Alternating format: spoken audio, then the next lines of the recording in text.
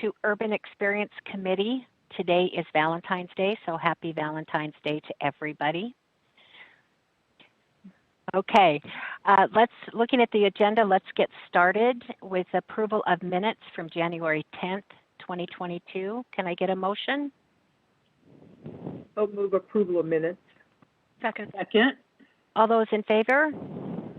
Aye. Aye. Aye. Any opposed? Okay, the minutes pass.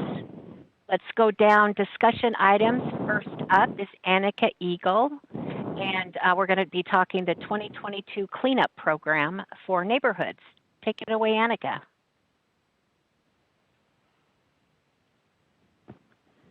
Thank you so much, council members and Councilmember Stratton.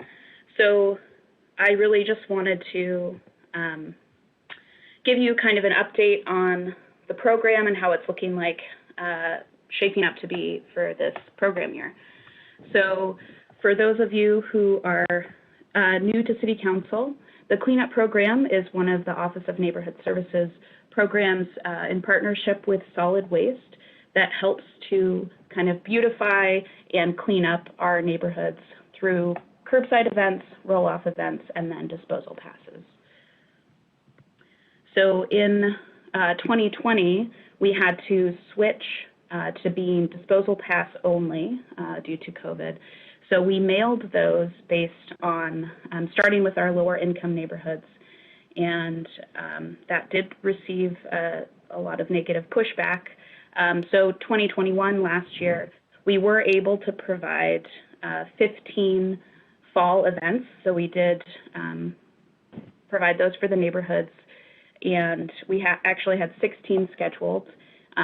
Southgate and Lincoln Heights wanted a combined event, but then that was canceled. And we had 17 neighborhoods apply, but one of the neighborhoods had not been meeting during COVID, and so we gave the remaining events to the other neighborhoods that applied. And then we provided some paper passes, disposal passes, to our local cop shops, and they were also available through the My Spokane desk at City Hall. And then we really launched the digital disposal passes. And not only are they more convenient, you can just apply online, it's more sustainable. So you're just showing a digital code when you go to the waste to energy facility to dump your waste. And it reduces our paper waste and our costs of both postage and paper. So 2021, we spent almost $110,000 total for the program between the disposal passes and the fall events, and we collected over 600 tons of waste from our city. So with the disposal passes, we had, for both digital and for our paper passes, it was about a 30% redemption rate. And so you can really see that the benefit of having the digital disposal passes when you're having 70% non-redeemed, so that really cuts down on that waste. But we did provide a little over 2,000 paper passes between the cop shops and what we had at City Hall and what we gave to code enforcement. So heading into this program year, we have $6,500 allotted per neighborhood council. And an exciting development is that digital disposal passes will now be available year-round starting March 1st. And that's, that is until funds are expended. And then solid waste has a broader capacity than we've had in the past couple of years during this pandemic. And so they said that they could accommodate 12 roll-offs and 12 curbsides, both in the spring and the fall. So in looking ahead, that would be approximately 48 cleanup events, although that would depend on which neighborhoods are applying for which events, as curbsides can take longer. And certain neighborhoods like Lincoln Heights typically is about 2 to 3 days to do a curbside, and East Central is about 3 days to do a curbside. But what we would like to ask of you, council, is how would you suggest, if we allot, one event per neighborhood this this season with the remaining events, which wouldn't add up to each neighborhood getting a second event, how could we equitably move forward with determining who gets the remaining events? And that's my update. So yeah, any questions or any feedback on that? Councilmember Cathcart. Yeah, thank you. Yeah, Annika, thank you for the presentation and the updates. One of the big things I really think we need to do is kind of a coordinated central cleanup in each, well, probably a couple of them in each council district. And obviously, if you could do each neighborhood, that'd be even better, but probably a little costly. But I think if we could coordinate a pickup where, folks can, or a drop off, I guess, where folks can drop off their trash, but also coordinate a pickup for large appliance and some of the larger refuse items that people have, old couches, old furniture, things that pile up in yards. I'll tell you, drive around Northeast Spokane and you'll see a lot of yards with a lot of refuse like that. And if we could coordinate something to get that cleaned up, I think especially, we're coming out of COVID, there's no better time to do a big citywide cleanup than now. And so whether it's with the budget we have or with additional dollars, maybe from ARPA or something else, I really think a citywide cleanup is necessary. And we've got a lot of places in Northeast that can really, really use that.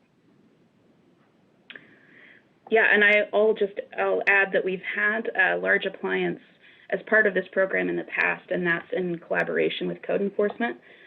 So I will be checking back in with them as to what their capacity is.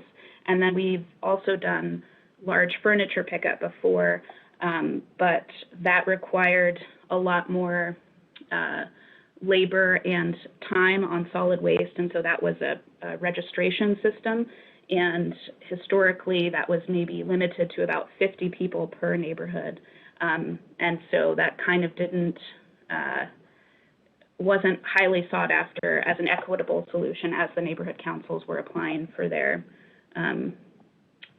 possibilities. But both of those things we have done in the past, and it would be great to find a solution that we could equitably provide those services. Yeah, and I think too, you could work with neighborhood councils to identify, some of the properties or houses where it's maybe worst off, or frankly, just look at code enforcement complaints and see where it's worst off. And then if we had volunteers or staff who could essentially preemptively go to them and say, hey, we're going to be doing this huge cleanup. Are you okay if we pick up this trash? And proactively start cleaning up our streets. I think a program like that would be great. And if it means a discussion over a larger budget, I think we should have that discussion.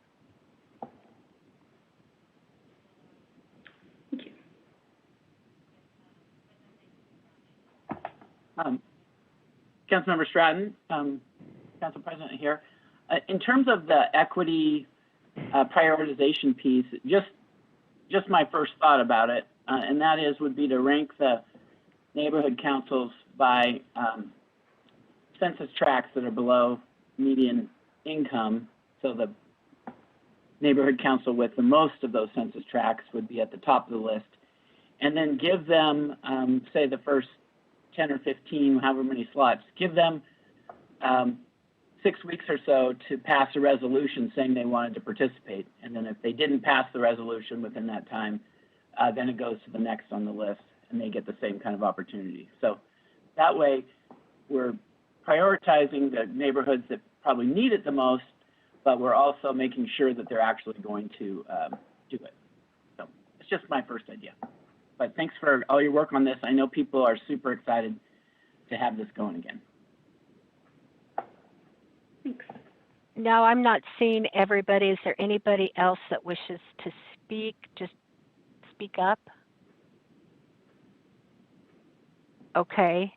So, Annika, my thoughts were similar to Council President Beggs, because I think that if we did one round where everybody had the opportunity for a cleanup and there's money left over, and how do you divide that into another cleanup or an event, and even working with code enforcement, where the most calls are happening, that kind of information, and using that for neighborhoods that could really use additional dollars to spend some more dollars cleaning that neighborhood up is where I would go with that.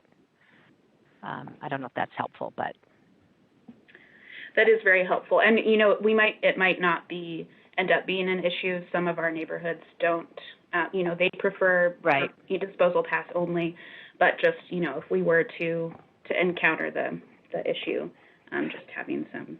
And my final question is, will there be paper passes for individuals that may not be adept at getting online and signing up for a pass? Are we going to have some available for that purpose?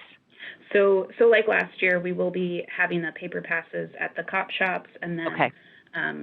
Also we'll have some here at City Hall. And so if someone needs that and can't access their cop shop, you know, if they call 311, we'll be able to get them a pass. But we would, the cop shops would be the best first location for the disposal, or for the non-digital paper disposal passes. Perfect. Yeah. Okay, if no one else has questions, Annika, thank you so much for your time. I'll tell anybody to give you a call if they want to talk about this further. But we Perfect. appreciate the information. Thank you. Thank you all. Okay, next up is Melissa Owen, and we're going to be talking about the Corbin Cottages. Hi there, everyone. Just want to make sure that you can hear me. We can hear you just fine.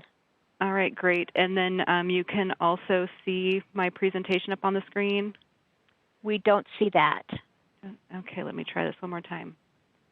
I think that's Looks it. like okay, There we go. great. It's there. Great. So my name is Melissa Owen. I am the planner in the Development Services Center that processed this Type 3 land use application, as well as the other rezone that you see on the consent agenda for today. I just thought maybe I would start out real quickly to identifying what I believe was a reason for presenting on this project specifically. And Councilmember Stratton, please correct me if I'm wrong, but number one, and just most basically, the council does not actually see these rezone applications very often. So, for instance, there was a 2017 application for rezone from residential single family to residential single family compact. That was the Ivory Abbey rezone. There was a Reading rezone with a 2018 application number from office to office retail, and most currently a U-Haul rezone in 2020 from community business to general commercial. So, again, you guys don't see these Type 3 applications very frequently. Secondly, there seems to be some confusion generally about the difference between a Type 3 application for rezone and a comprehensive plan amendment. And so we can go through this again, but I thought I would just start up front by identifying the difference between the two. So on a Type 3 land use application for rezone, we're looking at a situation where you have an underlying land use map designation and multiple types of zoning that implements that designation.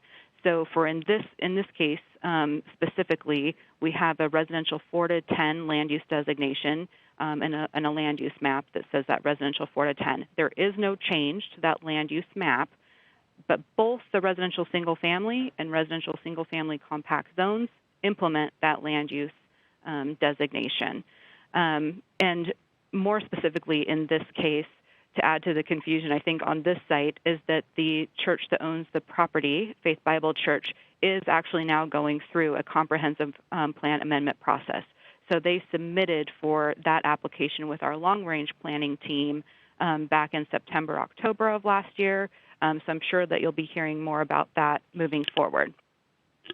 Do you think I covered the basics there, Councilmember Stratton, on the difference between the two?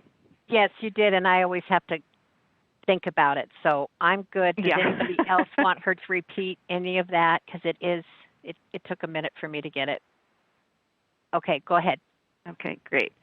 Wait, hold on. We've got Councilmember Bingle. Sorry, are we still just on this first slide, or were there other slides that were going along with that? No, I just wanted to start the presentation with kind of a little bit of an overview of why we were looking at this one more specifically than the rezone for the man shop. there were some other circumstances with this one specifically. Thank you. Okay, so I'm going to try to change my slides here. So again, just general information on this one. The applicant was actually Storehog Engineering. They were the agent for the property owner, again, the Faith Bible Church. In this instance, we're looking at 2 addresses and 2 parcel numbers. They had previously been one parcel with one parcel address of 600 West Cora Avenue. The zoning designation, again, in this case, residential single family. And the land use designation is that residential 4 to 10 on the land use map. This application was actually a dual application, which is allowed under our land use procedure requirements. So they were proposing both a type 3 long plat of 13 lots, as well as a common tract and public streets. That's not something that you all are reviewing today, but just wanted to make you aware that it was a dual application. So then what we're talking about today is that type 3 rezone application, again, from residential single family to residential single family compact. The total area rezoned is 18.87 acres. In case there are some folks that aren't familiar with the site, I wanted to provide you some more detail about the location specifically. And so again, we see our 2 parcels. We have our smaller parcel that was part of that 13-lot short plat area, and that's in that dashed white line. We have the larger rezone area in the red. So that red dashed line represents the over 18 acres that was involved in the rezone.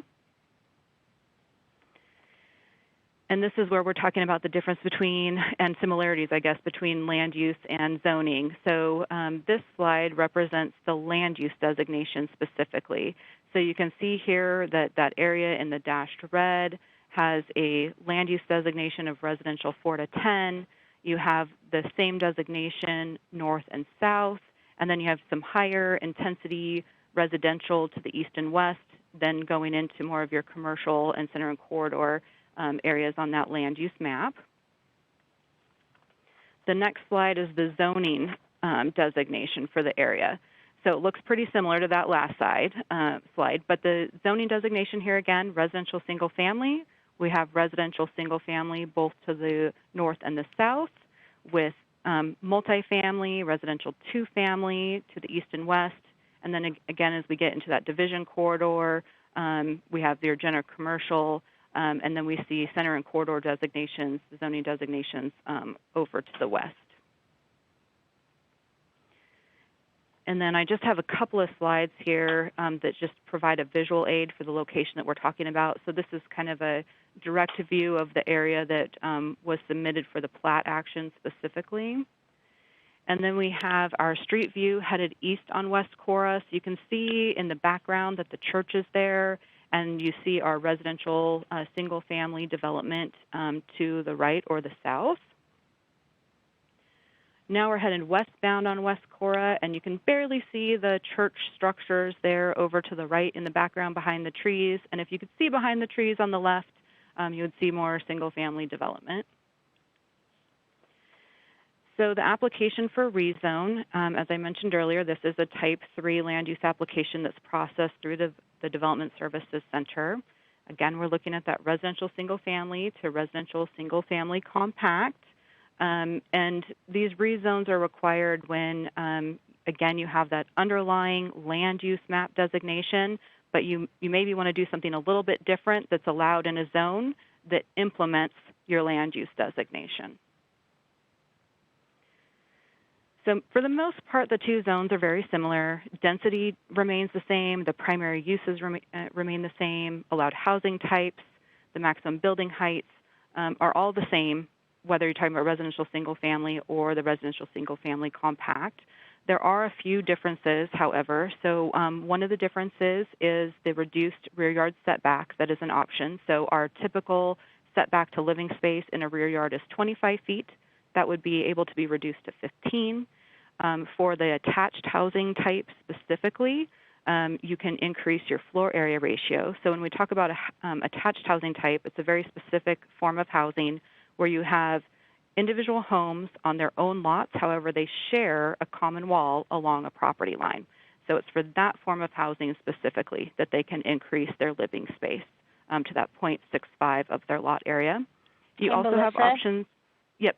It's Karen. Sorry. So would that be like a cottage housing? Is that is that Yes, similar to that? it's not Okay. cottage housing. No, that is different.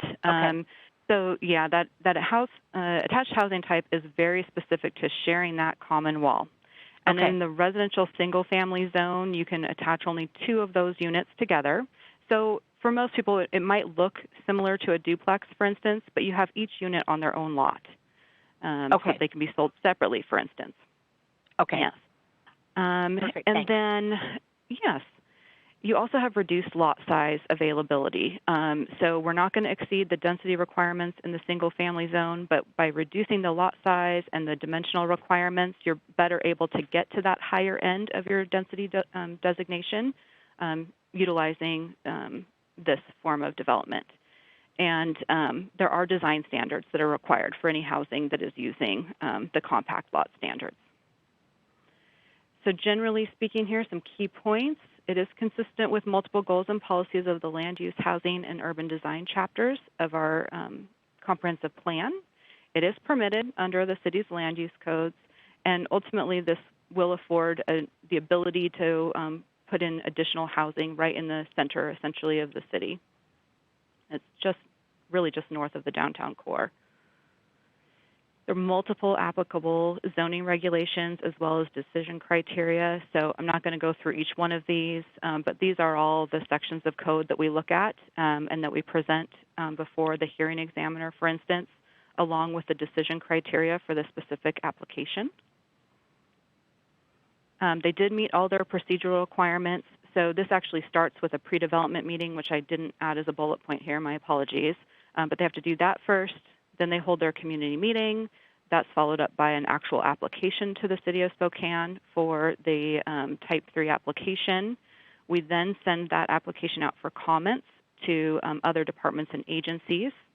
As long as they have submitted everything to us that we need, we deem that application complete or technically complete. And then that can start the public process, the public comment process associated with that application. So this second slide really goes through those portions of the application process, including the notice of SEPA, the application and hearing. There was newspaper notices that were required as part of this process as well. We also had to issue a determination under the SEPA. That was a DNS was issued, a determination of non-significance. There were no appeals to that. And there was a hearing before the hearing examiner on October 13th. The hearing examiner didn't actually make his decision until December 6th. That's when it was published. Again, no appeals received to that decision. And the final step is for City Council to adopt via ordinance the hearing examiner's decision, and then that also directs city staff to change the zoning map.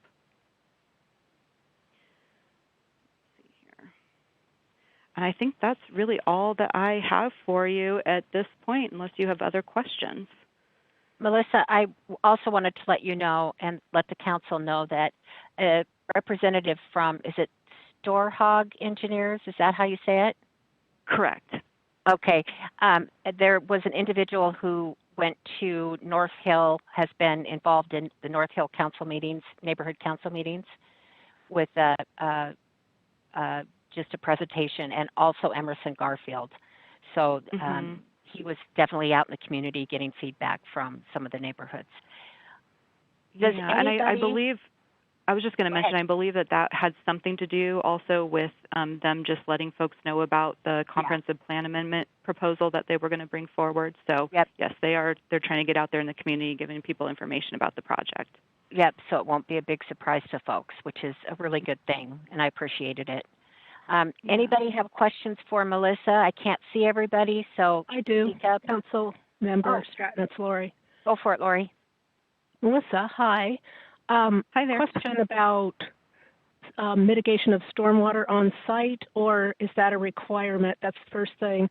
And secondly, is there a requirement for open or green space and or number of trees planted?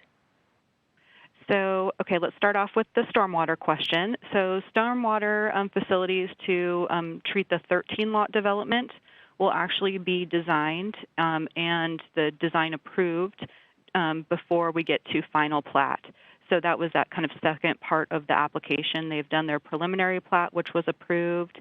They can now come in for their engineering, which will include that stormwater facility before they go and build those facilities, build the streets, sidewalks, curbing, stormwater, and then submit their final plat for approval, which actually creates those lots. At time of development, they will be required to install street trees. That was listed in the decision as well. It's a note that we put on all of our plats as well, that street trees are required.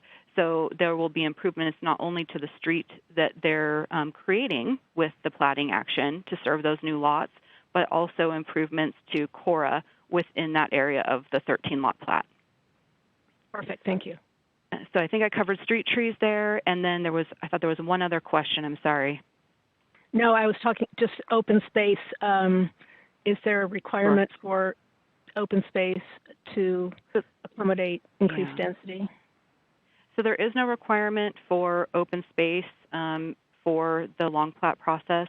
However, our general standards with regards to setbacks, the requirements that you don't have more than 40% of your front yard area for any of your parking and maneuvering areas, your other setback requirements, that essentially provides you the necessary open space under our code for this type of land use action. A manufactured home park, for instance, it has very specific criteria for open space as well as the planned unit developments, the PUDs. So it really depends on what form of development and the application that you're submitting, whether or not those open space requirements come into play. But again, for this one, we're relying specifically on the basic development standards in the RSFC zone. Perfect, thank you. Mm-hmm. Anybody else have questions for Melissa? Melissa, thank you so much for this information. Yeah. We appreciate your hard work. And I will just tell folks if they have questions or want to talk more about this, they can give you a call. Is that okay? That would be great. Perfect. Thank you. Thank you so much. Thank you for the opportunity. Have a good day. Okay, Andrew Chance, I see you out there. And you are going to provide us a library update.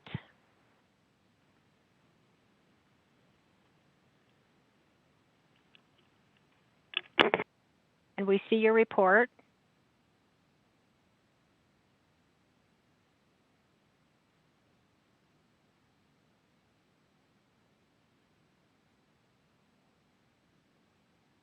But we can't hear you. Are you on mute?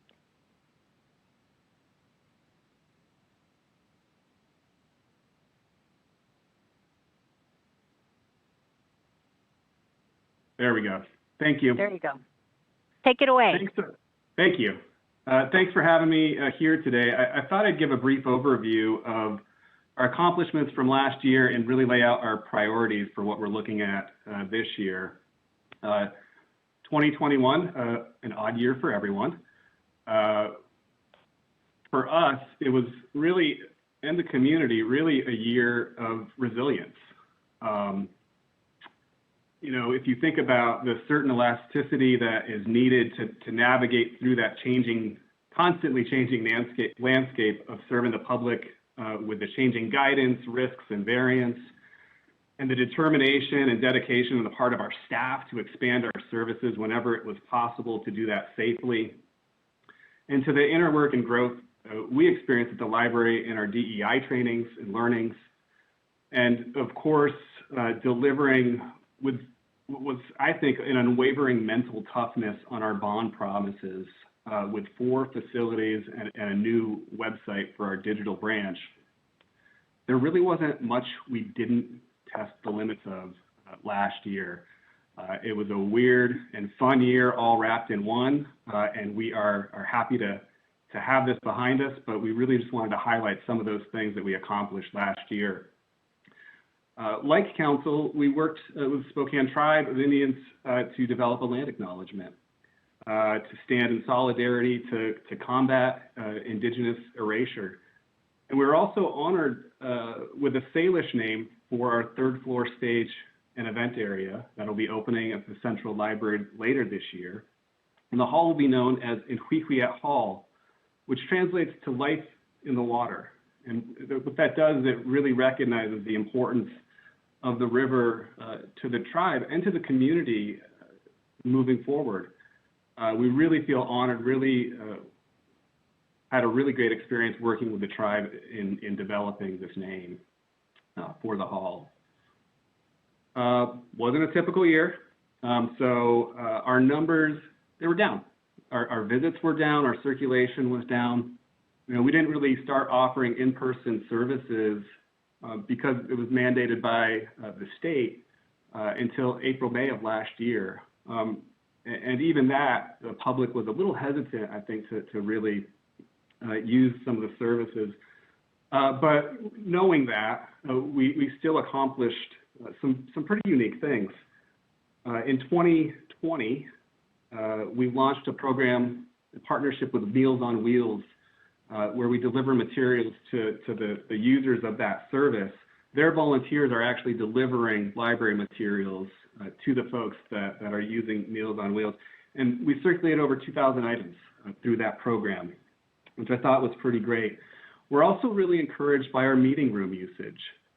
Even though it was limited opening, we still saw over 1,500 bookings in those rooms. And many of those didn't start until September, October, November last year when we opened up the new facility. So we know we're going to see those numbers skyrocket this year. We already are for the meeting rooms. But that gave us a nice peek of what holds us in the future. We also digitized over 5,000 postcards as part of our Northwest Room collection. This is an ongoing effort of ours to really make that collection come alive and become more accessible, not only to the local Spokane community, but to the world at large through a partnership with DPLA, the Digital Public Library of America. We also continued with our STA bus pass distribution. Over 3,000 of those were handed out. This takes away the barrier of transportation for youth in our community to experience a lot of the great things that Spokane has to offer. And we also distributed 757 free COVID test kits. This is a partnership we had with Spokane Regional Health. This is a very targeted. Spokane Regional Health wanted to target underserved populations, so it wasn't something that was broadcast widely, but we did have a hand in that safety effort with the community. And of course, the big accomplishments last year was the opening of those 4 new facilities. The Hive, which houses our Artists in Residence program and serves as a training and event space for both Spokane Public Schools and the public. Shaw also opened. This is a joint use facility that serves both Shaw Middle School and the Northeast community. This replaced the Hilliard Library, doubling the available space for us to provide service. Shadle also doubled in size, extending our meeting and collaborative space for the community. And of course, Liberty Park, that opened adjacent to the Liberty Park pool, offering a modern library experience. And again, more meeting rooms, more space to really engage, collaborate with the community and for the community to do that as well. And 3 of those spaces had some pretty stellar, I think, children's play spaces that the public have really been enjoying as we've been opening them. And of course, the Downtown Central Library, that will have a space as well, and as well as South Hill and Indian Trail will have some rejuvenated play spaces. This has been really popular. This is what we heard a lot of feedback in our stakeholder meetings, and we decided to go pretty big and bold with that, and I think it's going to pay off. That wasn't the only thing that we saw with upgrades. Obviously, we looked at technology as well. We unveiled a laptop lending kiosk at the Shadle Library, so we're piloting that right now. We also incorporated in automatic materials handler. That's that machine of the second picture right there. That checks in items for us as they're brought back from the public. It allows us to get items back on the shelf a bit faster. And we also started piloting remote lock for our meeting rooms. This is where customers can go online, reserve a room at their designated time and location. They're given a code, They punch that code into the meeting room and they have access, which eliminates the need for staff to manage those rooms. This is also a technology that, as we're working things out, we may look at that for some extended hours for the public as well, some community groups possibly that might want to use the meeting rooms after our traditional hours can gain access to our buildings in the same way once we launch that. And of course, as I had mentioned before, we also launched our new website. Our digital branch is our highest circulating branch, so it felt like we would be remiss not to update that at the same time as our branches. Other highlights that we had for 2021, we launched our summer reading magazine. This is one for kids and one for teens. It provided activities and suggestions to experience in Spokane. Really great circulation for that. Last year, that was actually paid for by our friends of the library. So thank you to them. They're the folks that run the bookstore opportunity within our facilities. We also selected our public art for the branches. That was a great experience working with Spokane Arts. And we also kind of went above and beyond and we purchased some portable pieces that are housed in each of our meeting rooms. And 30% of those pieces are by artists of color or indigenous artists. So we're really spreading the diversity of what the public can experience just by meeting them, but just by using the library facilities. These artists and the community are getting exposure to some local talent. We also launched our first Artists in Residence experience at the Hive. We're looking forward to releasing the names of the next crew to come out of that soon. That was a great success. One of the artists there, he's Sean Brigman, a canoe maker. He was using traditional techniques to do that. One of the canoes actually ended up at the University of Washington's Burke Museum. So a great connection with Spokane and Seattle and your public library. We hope to see more things like that come out of this project that we're doing. And we also partnered with Aunt Flo. This is a woman-owned company, and what we do is we provide 100% organic cotton tampons and pads in all of our public and staff restrooms. So this is a way that we can combat period poverty in our community. So we kind of leaned into that, and we provide it at all of our restrooms as the new facilities are opening. And the big thing from last year is really, opening up our facilities to 7 days a week. And we were able to do that with council funding. So we thank you for that.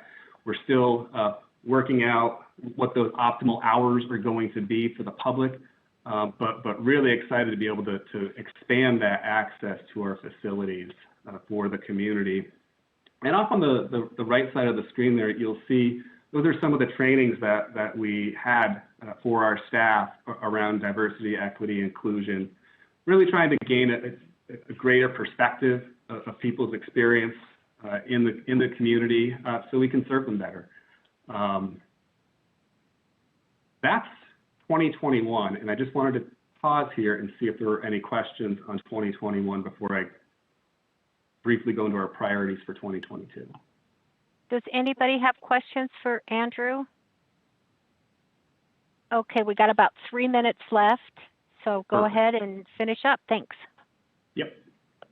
So for 2022, obviously, we're going to keep focusing on our bond projects. We'll be opening Central Library, we hope, in June. South Hill and Indian Trail, we're targeting for late fall of next year.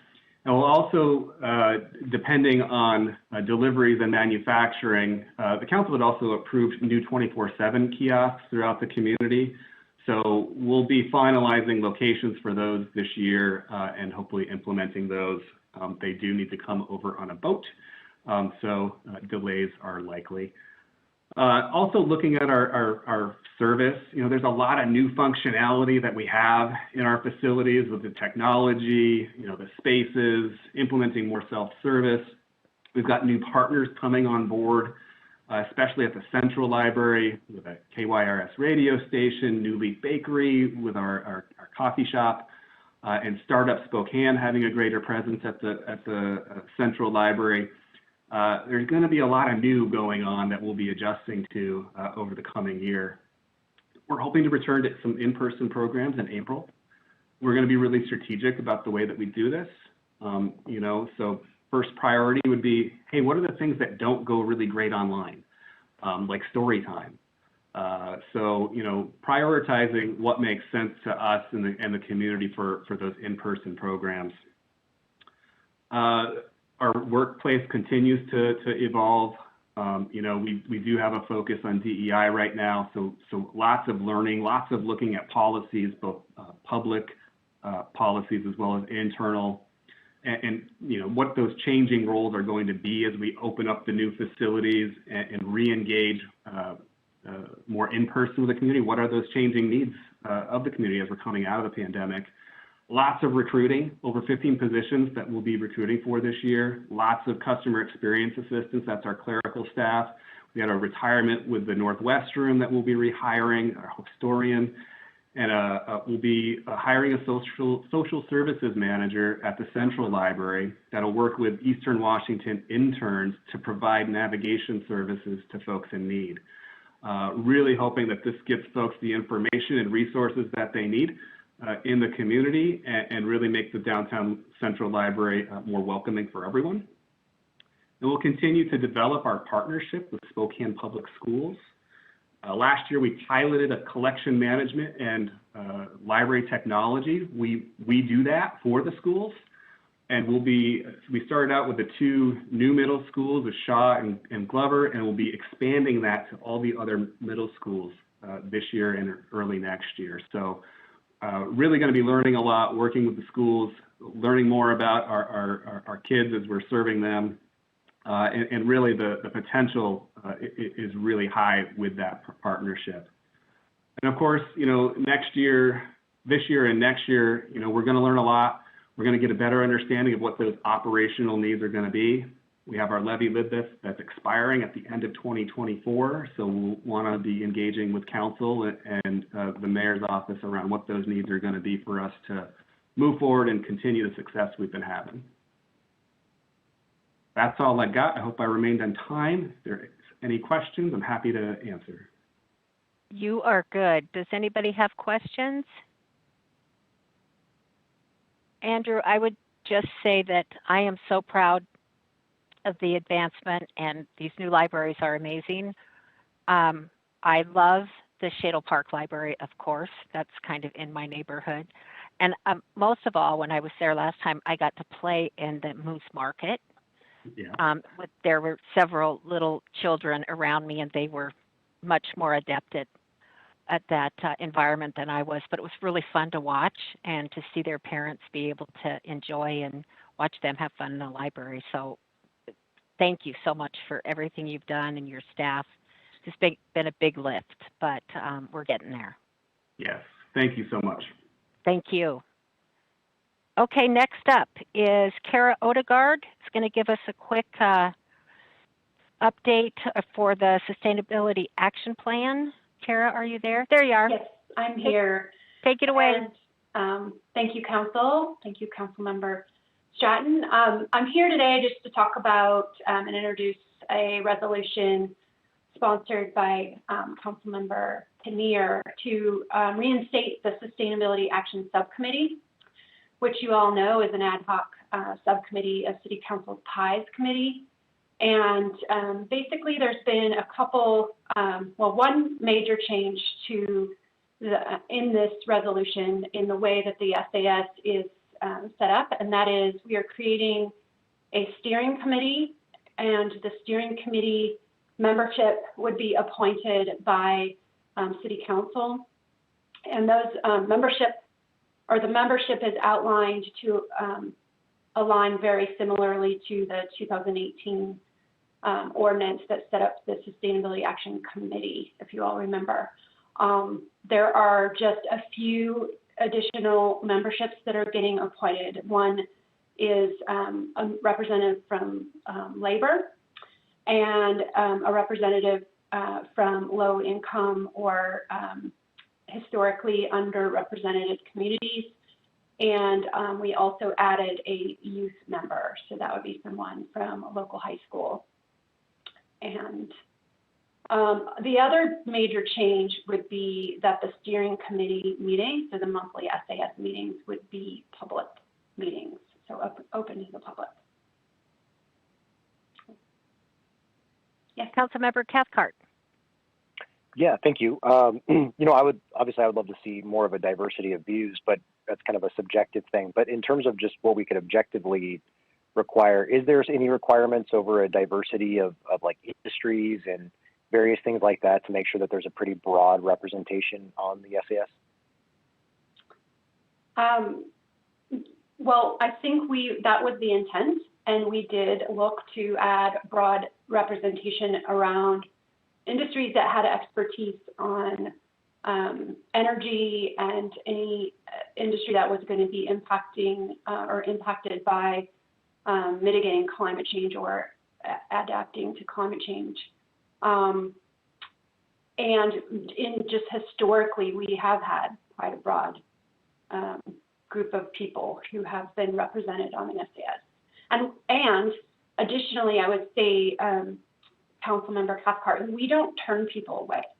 And so if people are interested in participating, we have unlimited amount of space, and we have in the past for the work groups. So I can't say that will always be the case. I think there's probably going to be an upward limit on how many people can participate, but we're not there yet, and we're happy to have anybody who wants to participate on the subcommittee. But I thought the whole purpose of reconstituting was that now council was going to specifically be appointing. So wouldn't that, not everybody would be able to participate, right?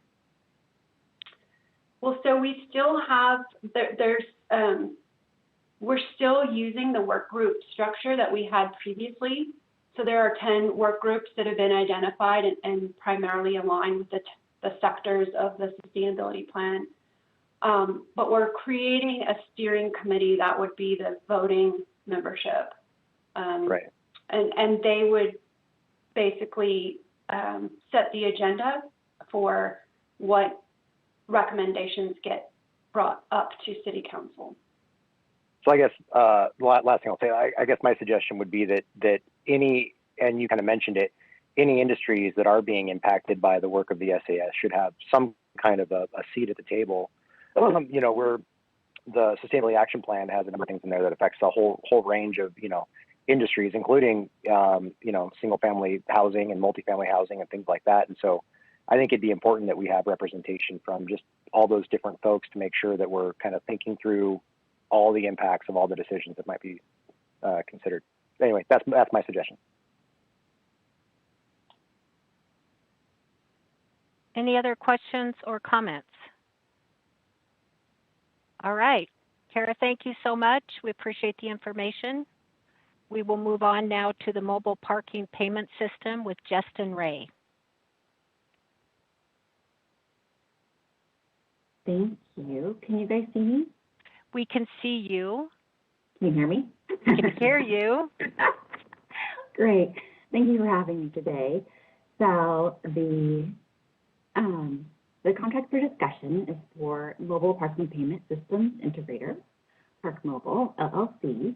They were selected from RFP 5451-21. The contract will provide a single back office system that will manage the rules, the rates, integrate reports and restrictions for all mobile parking payment systems and partners. Park Mobile will integrate with any other mobile payment firms that partner with the city. The contract is for 3 years for $600,000 with the option for annual renewal. What questions do you guys have? Any really complicated questions? Because it's a Monday. No? All right, Justin, thank you for the information. We appreciate it. Yeah, you're welcome. Have a great day. You too.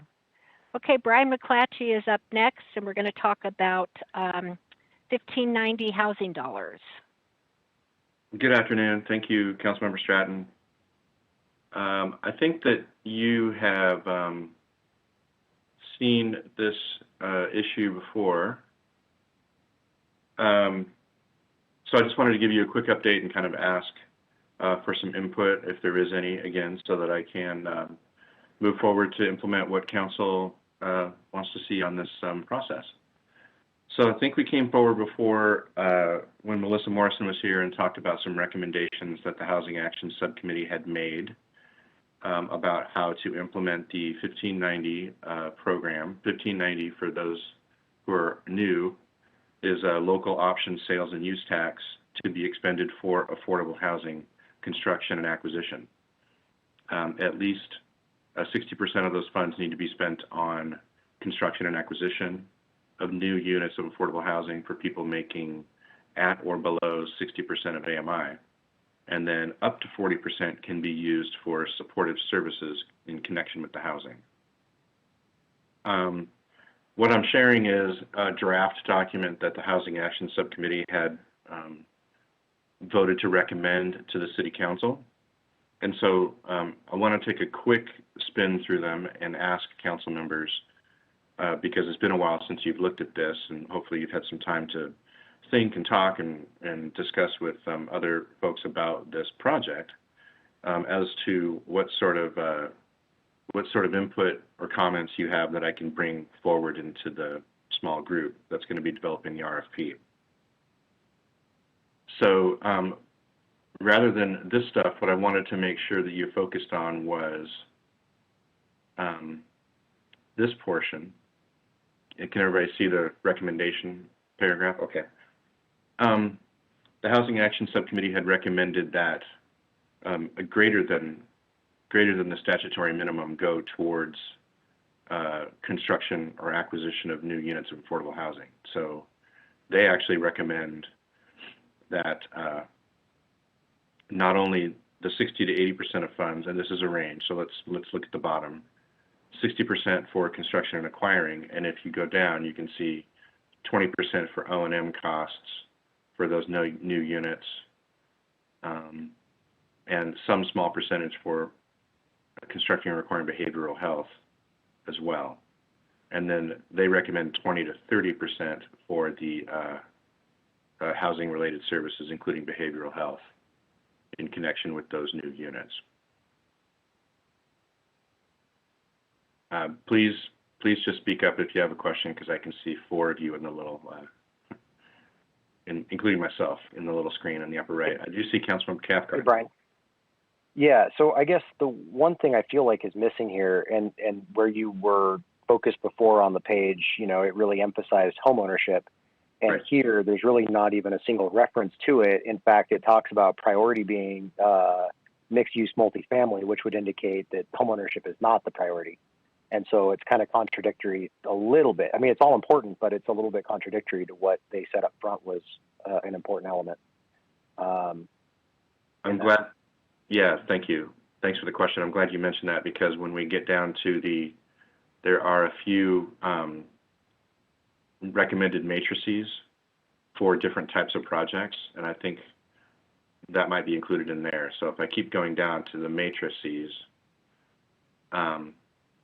so the idea here is that Jen Saracides, Steve McDonald, myself, Matt Boston, Alex Jubilisco, we'll be getting together to take the recommendations and the administration's thoughts and put them into an RFP that will go out. And we will be asking, presumably, the RFP will be asking for different types of applications, and of course, homeownership is one of those.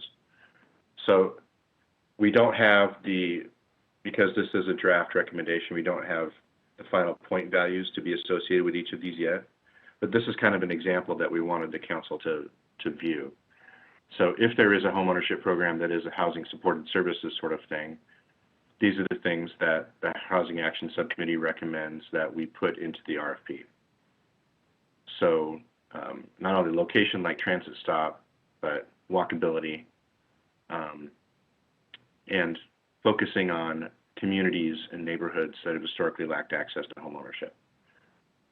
So these are some of the things that those homeownership support programs, whether it's down payment assistance or whether it's a land bank or a land trust sort of thing, regardless of what the proposal is, if it hits these, the Housing Action Subcommittee recommends that those be included in the scoring matrix. Tree canopy, walkability, again, close to parks. Homeownership, technical assistance, and education as a component of the proposal. So, and healthy housing. Council But not only President. homeownership, and there's a lot here, so this was in the packet, so I don't want to think that we're going to just address all of these today. Brian? Go ahead. So scroll back where you were. Stop. Okay. No, do one more. Go just a little bit. Okay. So I think it would be a good thing to consider. There may not be these items, parks, trails, open spaces, libraries, whatever, but there may be the potential.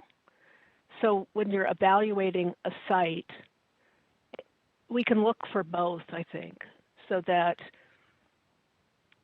you don't discard sites because they don't have those items, but rather there's the potential to put a grocery store in or put a park in or expand a trail. So I would urge us to consider that as a possible site too. So we're co-building, as it were, and creating these things together so that they are more integral and more married when we get when all said and done. Mm-hmm. Okay, that's interesting. I think Council President, when you're done, Brian, I think Council President had a question too. Okay, well, just real quick, thanks, Councilmember Kinnear. I can understand how you can have a plan for the trail to continue and you can see where things could go in relation to that trail. I'm a little bit not sure how to encapsulate, the potential for a school or potential for a new park, unless there's say, for a park, you could look at their Parks and Open Space Master Plan and you could see we plan to do something. So that makes more sense. But in terms of the commercial, such as, the school have a far-reaching plan for where they're going to put schools, it might be a little bit more difficult, but I totally hear you. So I got the note. Yeah.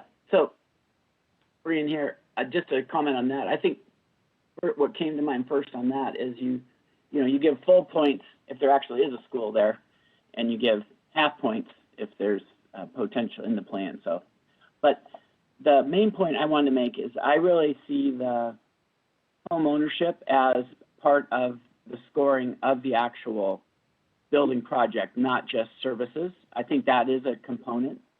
You could provide services to help people get into home ownership, and that should be funded in the services.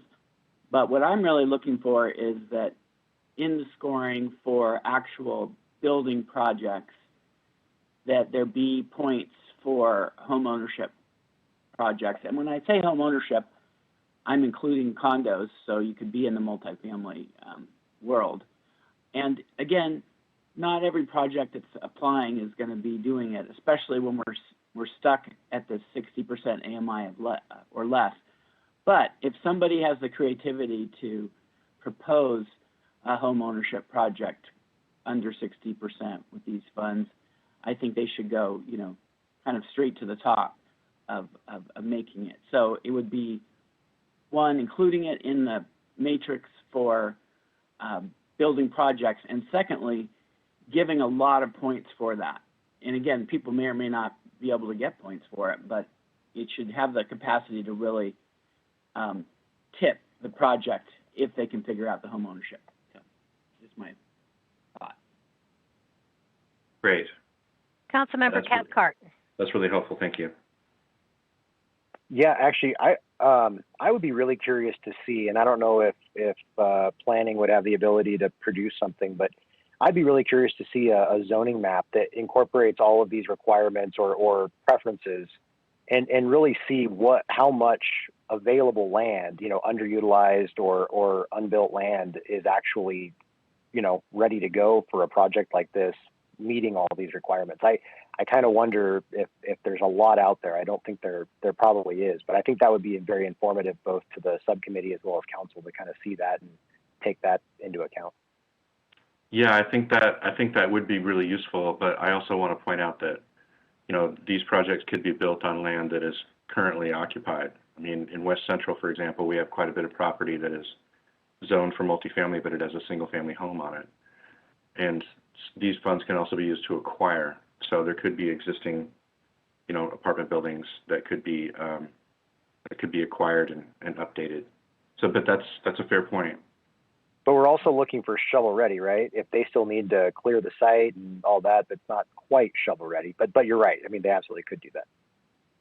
And a lot of it's going to depend on what sort of applications, what sort of proposals we get. If a developer says we have everything, we have the land, we have design, we have everything, we're short $600,000. That's one aspect of it. Another aspect could be we have got nothing. We have to buy the land, So all of those are going to be measured a little bit differently. And what I'm starting to think is that these different matrices probably could be applied to different components of the application depending upon what comes in. I want to get to the next one real quick. I don't want to use up all your time. The Northeast or the Housing Action Subcommittee also thought about, well, what if you were making a proposal to acquire or build rental units? So there might be a little bit of a different matrix for, the rental units sort of application. So that matrix kind of goes through that. A lot of the same things as you can see for rental units. Council President, again, just to interrupt just on that. So we have this pilot project going right now with Habitat and Community Frameworks on developing cooperatively owned apartment buildings, rental units. And again, I would just throw in some points for that if someone was going to do that. And again, under that model, you are renting to a limited liability company that owns the property, but over time, you earn credit as ownership in it. So if you're there long enough, you have a significant stake that you can cash out if you decide to move and use it as a down payment. So again, just orienting towards ownership where we can. So. Absolutely. Real quick, sorry, Councilmember Wilkerson had her hand up a few times. I want to go, but I want to give her the space first. Thank you, Jonathan. So, Brian, if you could scroll back down to the mental health piece, I think it was in maybe the third slide. It had like a 0 to 10% weight. Oh.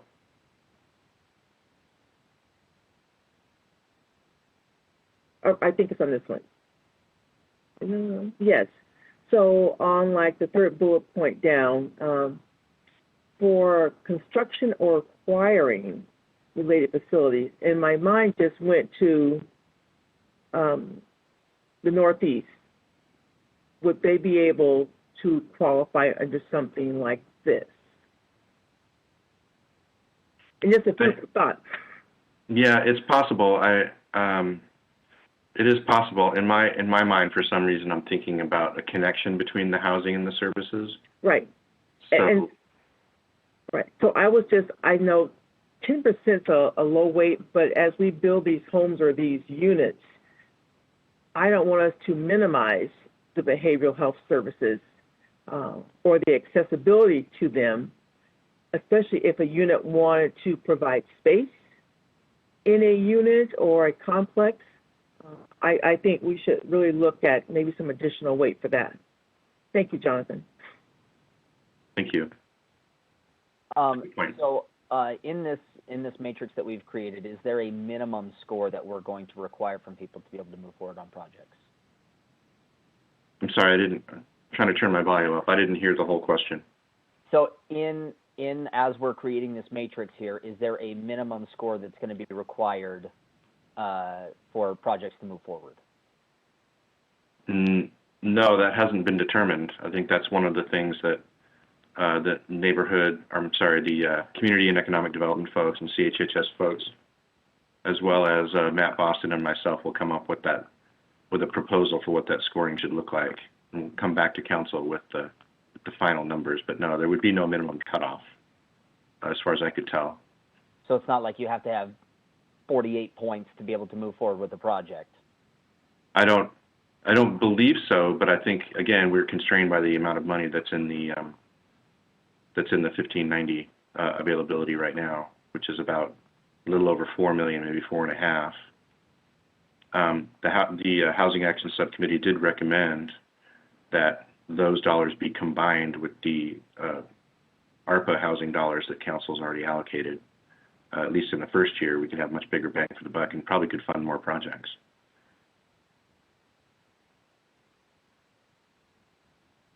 But again, it's going to be kind of a curve. I mean, we don't know what applications are going to come in, right? So taking the top however many, there's going to naturally be a cutoff. We just don't know what it is, but it's not preordained, if that answers your question.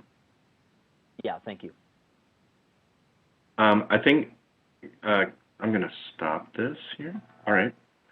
I think, Councilmember Stratton, I think that's what I wanted council to understand, except for one other additional thing, which is Jen Saracides and I have been trying to plan out what we think what the timeline would be, and the hope is that dollars go out the door in July, which means that RFP's got to be done pretty quickly and put out for enough time for people to be able to apply, and then hopefully award of funds by July. And so our next step is to go back to the Housing Action Subcommittee with a rough draft of what we think the RFP needs to look like, and take that feedback and your feedback to come up with a more final look, and then we'll come back to council. Jen and I will come back to council and discuss it again before it actually goes out the door. That makes sense to me. Does anybody have any other questions or comments? Okay, good work, Brian. Thank you so much for this. Thank you for the time. I appreciate it. We'll have another discussion once this goes back to the committee, and okay, perfect. We look forward to it. Okay, Daniel Ramos is going to talk about Homeless Management Information System software extension. Yes, hello, council members. First, I want to thank Councilmember Stratton for sponsoring this request on the agenda. I'm going to share my first, let me introduce myself, Daniel Ramos, Community Housing Human Services, CMIS Administrator. I'll show a short presentation, and whatever questions I don't answer, I'll open it up at the end. So today, this is a software extension request for our Community Management Information System. The details of the extension are in the briefing paper I sent out. Anything not answered here, I'm happy to go over at the end. Ecovia is our vendor for the Community Management Information System. They are a critical vendor. This is the software we use to collect data, store it, and report for persons experiencing homelessness and at risk of homelessness here in our community. The sort of nuts and bolts here, this is a recurring cost every year for the Community Housing Human Services Department. It went up pretty dramatically from 2021 to 2022. Just to call that out, the increase was due to subscription inflation and admin services that will be needing to go out to RFP this year. And you can see there we specify the funding sources for any of you that want to get in the weeds on that. This is all grant funding that we get through our department. What is the software support? Again, this is a requirement from our federal, state, and state funding requirements. This supports 448 users across the system. It's a lot of people across the city and dozens of agencies where those experiencing homelessness are intersecting. They're doing assessments. We're getting them in the system, triaging, connecting to interventions. We're doing analysis. This is supporting initiatives for ending homelessness in the youth sector, the singles sector, chronic homeless sector, and the veteran initiatives that we support. This is all kind of wrapped up through the Continuum of Care Board. We are a designated HMIS lead and have a formal relationship with that board to provide them services, and the analysis kind of laid out there. So any of you here that are making that connection on that COC board, we are in partnership with them. And we do a lot of work with different universities and COVID tracking with Spokane Regional Health District.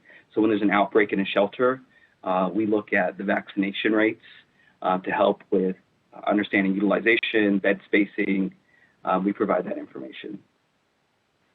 Here's a look at, oh, you know what? I just realized I'm not, it's not very large. Apologies.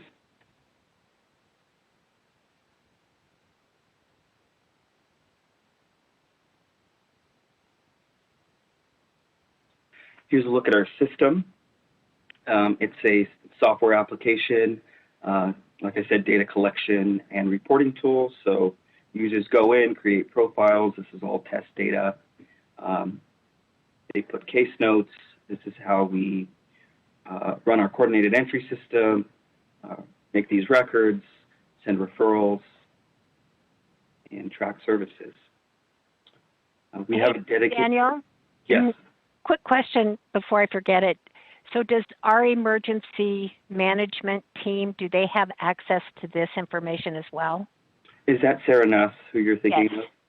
of? To my knowledge, no, we don't. But Okay. I'm happy to make that connection if you'd like. Well, I was just thinking it might be nice if, I don't know what kind of information she needs, but that's the first thing I thought of was if she had access to that. Certainly, there's overlap. I mean, we call it our emergency response system, so there is an aspect of overlap there. Certainly, So yeah, happy to explore that. Yeah, I'll take note of that. Go ahead. And for more information and some of the data and analysis we put out, we have system reports on the city website.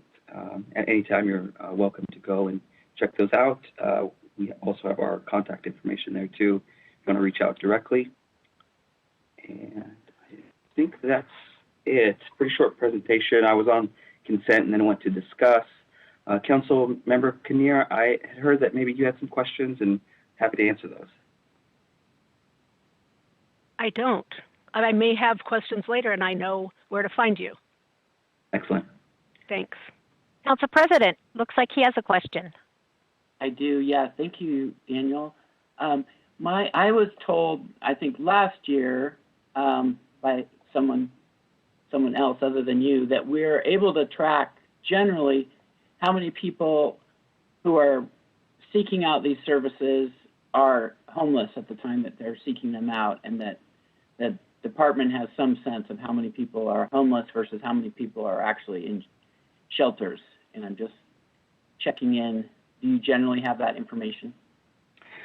Yeah, I think what you're asking is, do we know those who are staying on the streets or in a place not meant for human habitation versus those that are in our emergency shelters?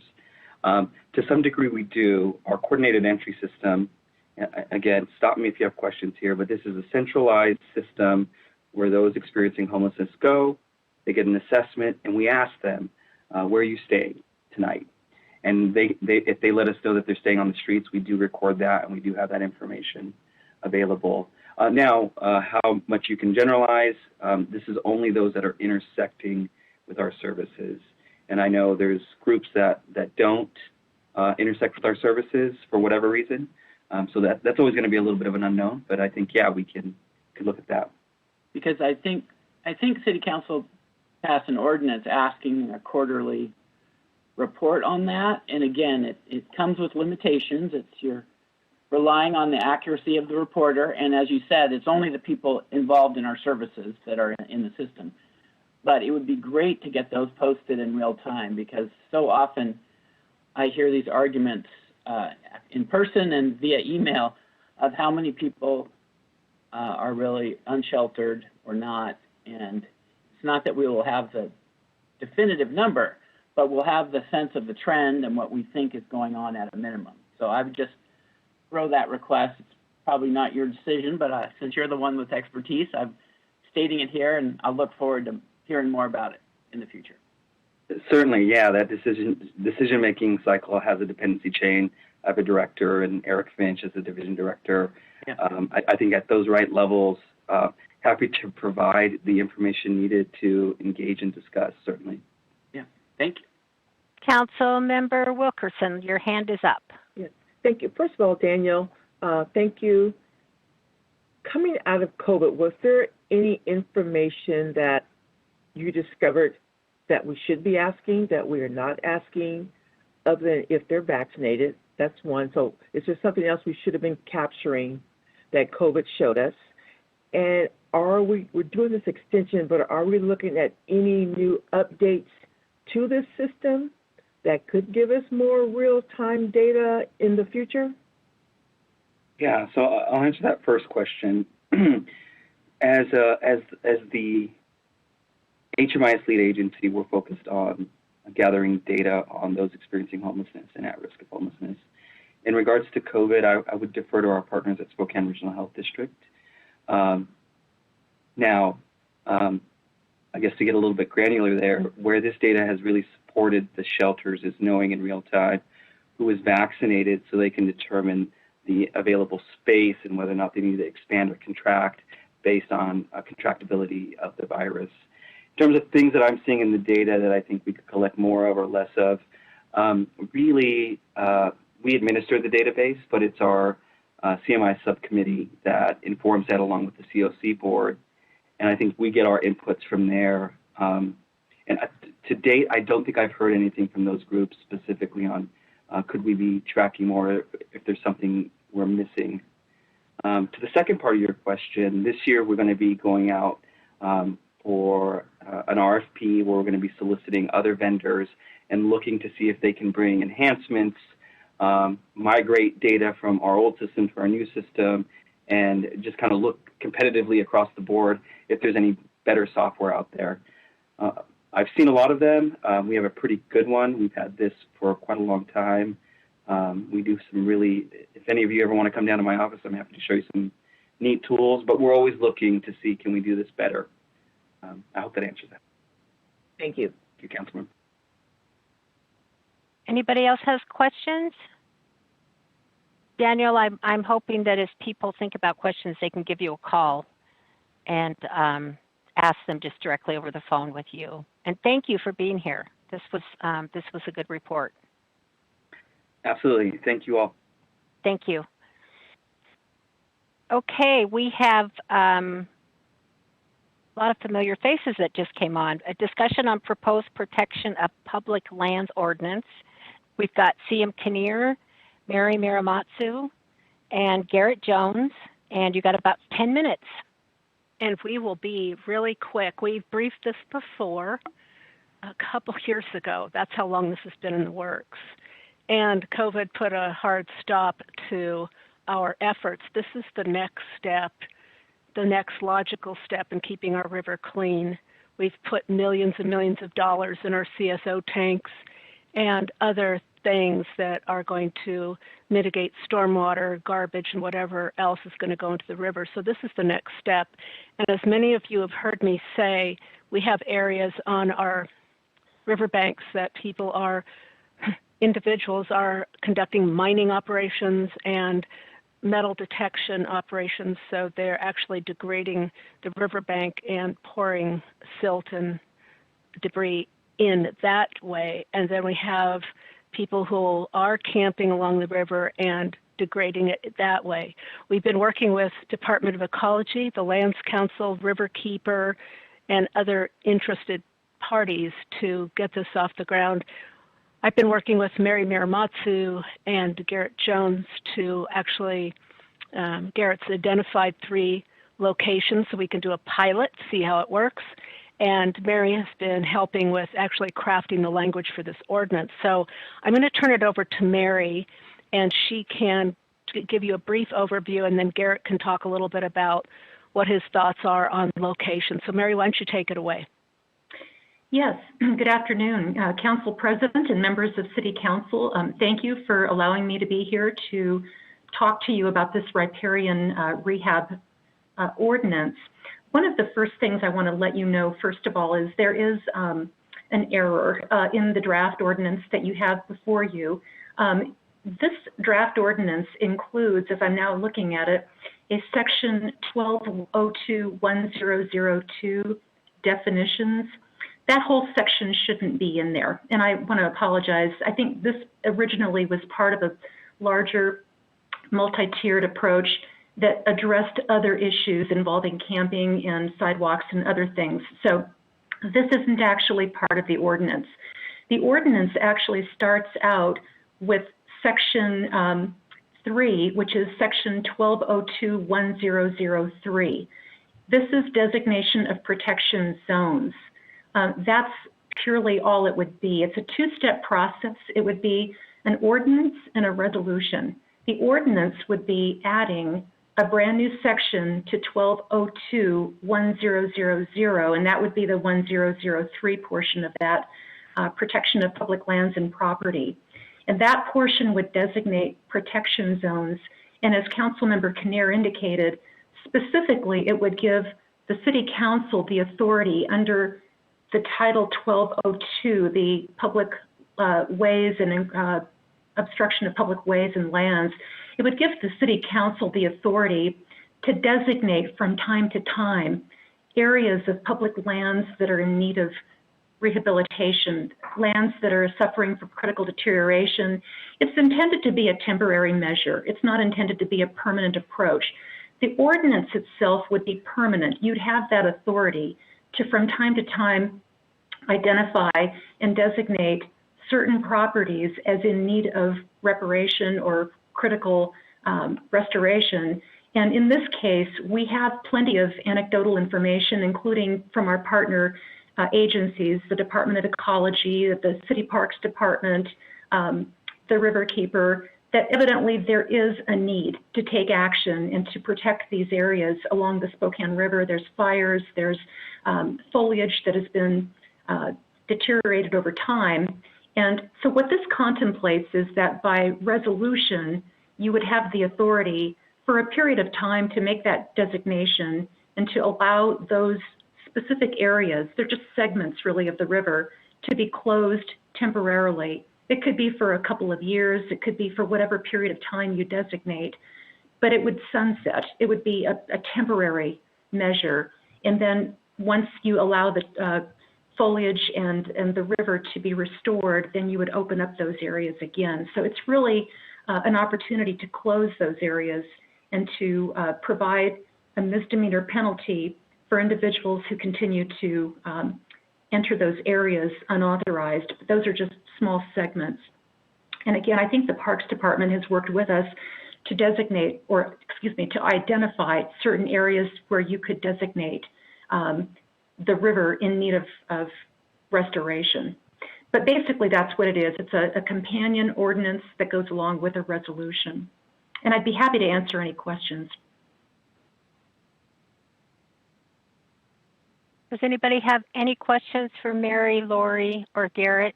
Councilmember Wilkerson. So it would be a misdemeanor. Enforcement, obviously, or possibly would be on the park rangers would be enforcing this. And when you mentioned the sunset, and you just kind of left that open, would we be looking at a window of time or just kind of going along until we thought we had achieved the outcome we were looking for? Thank you, Councilmember Wilkerson. Those are great questions. Sunset probably shouldn't have been the word that I used. Typically, an ordinance can sunset. This particular ordinance wouldn't sunset. The ordinance, all it does is give you the authority at any point in time to designate certain areas. So really, the ordinance itself wouldn't sunset. But the resolution could establish a period of time, or the resolution could decide not to speak to it, but then you could come back in a year, 2 years, whatever you think, and decide by resolution to open those areas up again. I appreciate that you asked that question. The park rangers would actually not have the authority currently, without some other change to their authority, to enforce a misdemeanor. They have authority to enforce park rules, which are civil infractions. So this is really a police department function if this is to be enforced. And right now, the reason for the misdemeanor, right now, entering or remaining unlawfully on property of another is a misdemeanor. That's the definition of criminal trespass in the second degree.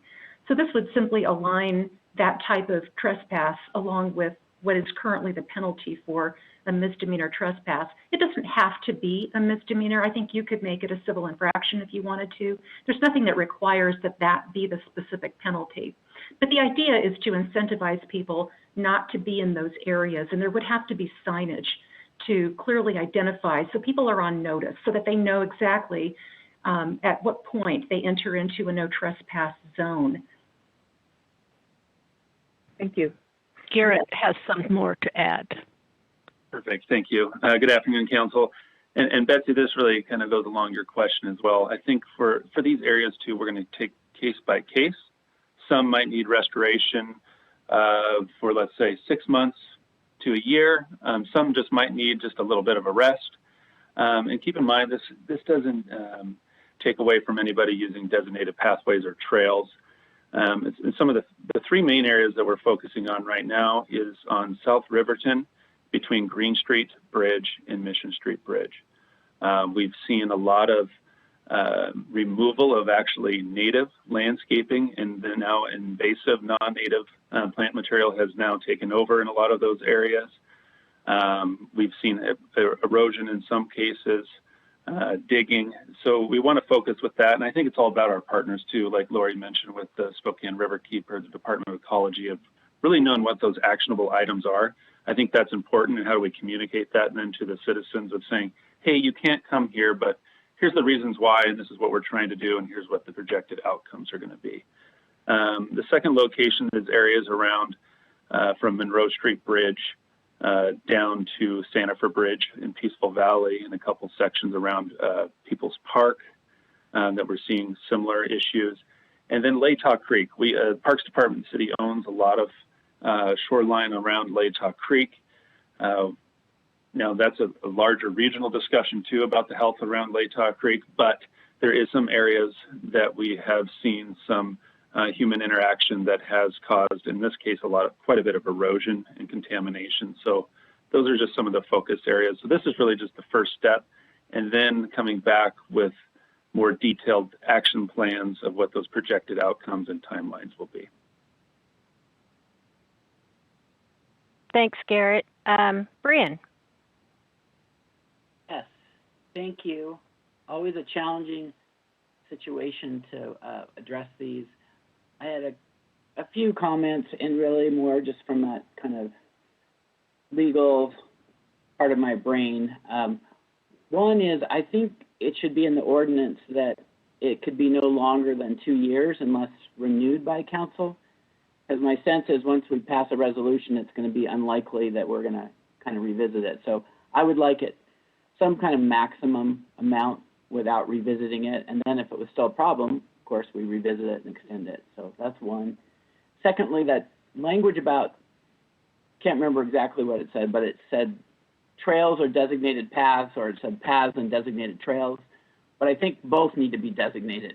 So, because I know for myself, on that Riverton area, I've gone fishing there before, and, you know, I think it's a trail. And so somebody could say, well, it looks like a trail to me.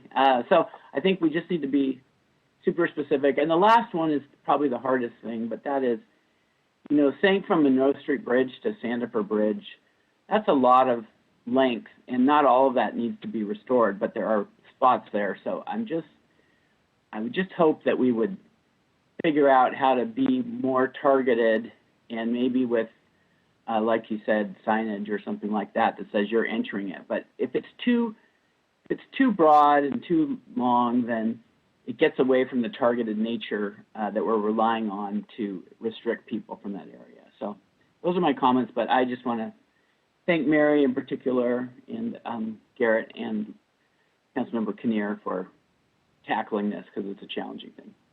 Would you like to co-sponsor, Council President? I will if I get some of those things in there. Yeah. We'll talk. Yeah. And I just have one quick question, Mary. So let's say I'm an individual who is houseless and I am camping in one of these areas.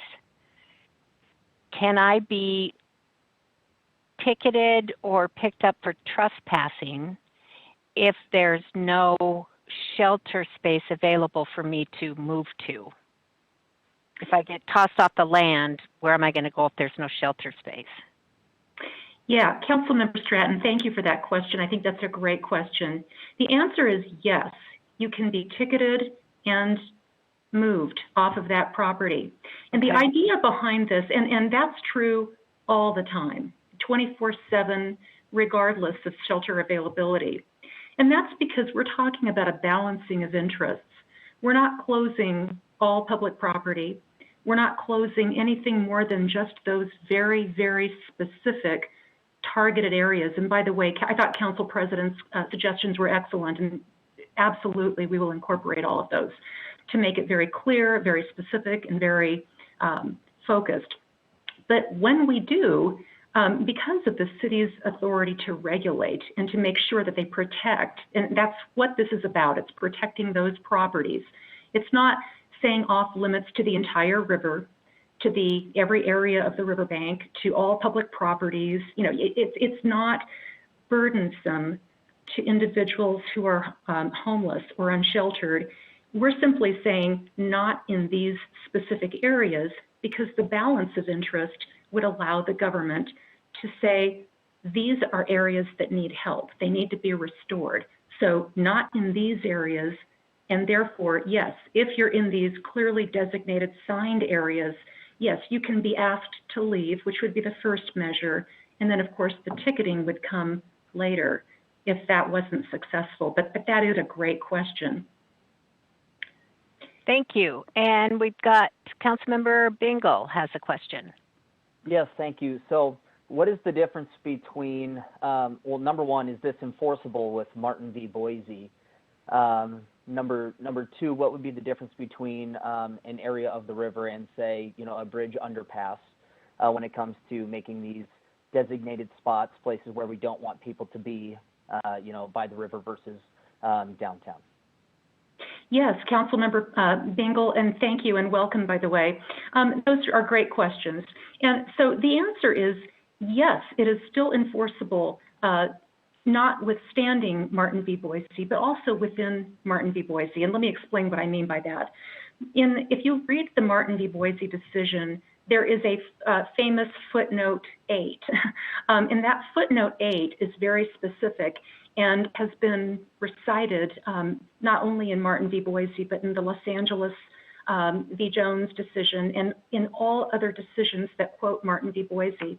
And that is that the court is saying, and I quote, "We are not suggesting that municipalities must allow camping in every location and at all times. In fact, it may be very appropriate and legal for them to establish certain locations where it's, and I'm paraphrasing here, where it's not okay to camp." What Martin v. Boise is saying is that if you're going to make camping illegal, there needs to be some parameters if there's no shelter availability. If you don't have adequate shelter, you simply cannot outlaw camping on all public property, because what you're doing is you're punishing the unavoidable consequences of being human. But that's not what this ordinance does. This ordinance takes very, very specific targeted areas. It certainly does not extend that to all public properties. The second part of your question was, what's the difference between this and the viaducts? The difference is that here you're actually declaring these particular areas in need of critical restoration. And as part of this, and there are prefatory recitals to the resolution, you're actually making a legislative finding that these are areas that are, and you're basing that upon the expertise of your Parks Department, the Department of Ecology, the Riverkeeper, others who have weighed in, and you're saying, those are subject matter experts. We have heard from them, and we agree, and we find that these are areas in critical need of restoration and rehabilitation. You're not doing that with the viaducts. It's just a different thing altogether. You're not making that finding. This resolution is specific to the river. And so that's really the difference. So my understanding is that if certain experts agree, and I'm trying to understand what you're saying, that certain areas can be restricted spaces, certain public spaces can be restricted spaces if the proper authorities seem to suggest that. Is that what I'm understanding? That is true. So the state constitution, Article 11, Section 11, gives local municipalities what we call police powers. And police powers are simply the authority to regulate based upon a need that's based on health, safety. It's those types of things that city councils can do because there's a designated need. There's a recognition that something calls for your attention to regulate and to establish certain restrictions or certain actions that will restore and promote the public health and safety and peace and welfare. And that's what this does. It's well within your police power and your authority to regulate, and it does not violate any other state or federal law. And the fact that it doesn't violate any constitutional provision means that this is well within your police powers to do. So you're simply taking a very narrow and limited set of locations and saying our interest in restoring these properties outweighs the need for anyone to use these specific properties. But again, you're not establishing that to every location of public property. So it doesn't penalize anybody. It just simply establishes the same standard across the board to all members of the community. My one last question here is, if that misdemeanor is something that can be assessed to the homeless who may be living in these areas, does that affect their ability to get a job in the future if it's establishing a criminal record for them? So if we did this, it would be the misdemeanor across the board to anyone and everyone. We could make it a community court citable offense if that's what council wants it to do. It could also be a civil infraction if that's what the council wants to do. Does that affect somebody's ability to get a job? I mean, that's going to be another question altogether. I know there's a lot of ban-the-box legislation that wouldn't necessarily penalize. I think community court tries to be a diversion docket, which would ultimately result in individuals not being penalized either with a conviction or with the collateral consequences that come along with that type of activity. But great question. Thank you very much. I appreciate that. And for the last question on this topic, Councilmember Cathcart. Yeah, thank you. Just to piggyback, and as I think I mentioned when we met, Mary, I do support this. I think it makes a lot of sense to move forward with this. But my question is kind of related to what was just asked, is if the interest here, if what allows us to move forward on this is that interest of, restoration and kind of that environmental interest, is there not an opportunity or an ability to also identify public safety as an interest in targeted areas, similar to what we're doing here with targeted areas being very specific, but is that not also an interest that is a community-wide interest, public safety and impacts to access and things like that? Yes, Councilmember Cathcart, thank you. That's also a great question. So those are also legitimate police powers, the interest in establishing measures that address public safety and community concerns. It's not part of the riparian rehabilitation ordinance necessarily. I think this one specifically talks about when things that make up the natural areas around the river, when those things are in danger, they're burning, they're drying up, they're erosion, like Garrett talked about, when that is occurring, then specifically we have to look at remedies that are very related to that. Public safety issues obviously occur throughout the city and are important.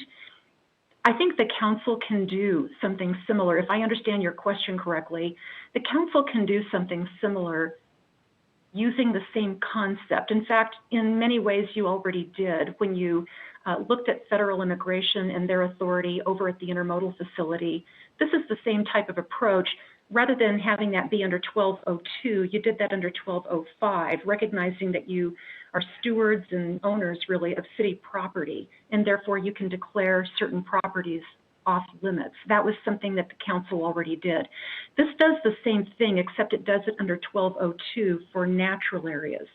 And so theoretically, you could do that with regard to public health and safety if you perceive that there are safety issues in other areas, but you do need to establish a record as to what those safety considerations are and what limited activities you'd want to do for very specific remedial action, if that makes sense. Yeah, thank you very much. Well, that was great dialogue there, Mary. Thank you so much. Lori, thank you. Garrett, thank you for your work on this. If anybody has questions, let's say we'll call Councilmember Kinnear first. She loves questions and lots of phone calls. All right, thank you. And finally, Council President Beggs is going to wrap it up with a discussion on the fluoridation issue coming up. Yes, thanks, Councilmember Stratton. We learned not too long ago that the administration is going to have us vote on a contract with an engineering firm this evening to do a 30% design of a potential fluoridation system for our water and feasibility. It's going to take 18 months to 2 years before we get it back. And as part of the agreement, to do that with Acorah footing the bill, regardless of whether we go forward with fluoridation, the administration and I worked on the language for this resolution. I apologize that it's coming right now, but we wanted to hear it on the same night because people are going to be interested in it. And it essentially simply says that the city isn't making a decision one way or the other on fluoridation by going ahead with the design contract and feasibility, that we will have a robust public process at the end based on what the information says, and then we'll take that wherever it leads us to it. And it doesn't specifically call for an election. It doesn't specifically not call for an election on it. There are some legal complications with a vote according to the Court of Appeals and the state Supreme Court, whether or not average voters get to do it, or they have to depend on their elected city council members on matters of water, health. The state regulates 40 different chemicals in municipal water systems, including fluoride. But this resolution does not attempt to decide one way or the other which way we'll go or how we'll get there, other than guaranteeing that we'll have robust public engagement once we have the new information. Councilmember Cathcart and then Councilmember Bingle. Yeah, thank you. As everybody's seen, I've offered an amendment to the resolution calling for specifically putting this on the ballot. And I know that there could be some legal hurdles, but I don't think there's anything that would prevent us from doing an advisory vote at a minimum. And of course, that doesn't bind us, but I think it does at least give the opportunity for the public to be heard on a very controversial, very substantially impactful issue. And so I think it makes a lot of sense that we would commit to them now before this is so far baked in that it's too late to put this on the ballot. So I sent that out this morning, and I will propose that at our 3:30 meeting. Very good. Councilmember Bingle. And I agree with Councilmember Cathcart. I believe that the study, while not, completely agreeing to putting fluoride in the water, I think this is a step toward fluoridation. And I think at the very least, this must go to a vote, considering it's been turned down by the 3 generations that came before us, 69, 84, 2000, 3 different times that it was voted on, 3 different times it was opposed. This is a step toward fluoridation, and it shouldn't be seen as anything else because we can't fluoridate the water unless we do this first. This is a step toward fluoridation. Thank you. Any other comments or questions? Okay, that does it for our meeting for today. We'll meet again next month, and we'll see everybody at 3:30. Thank you.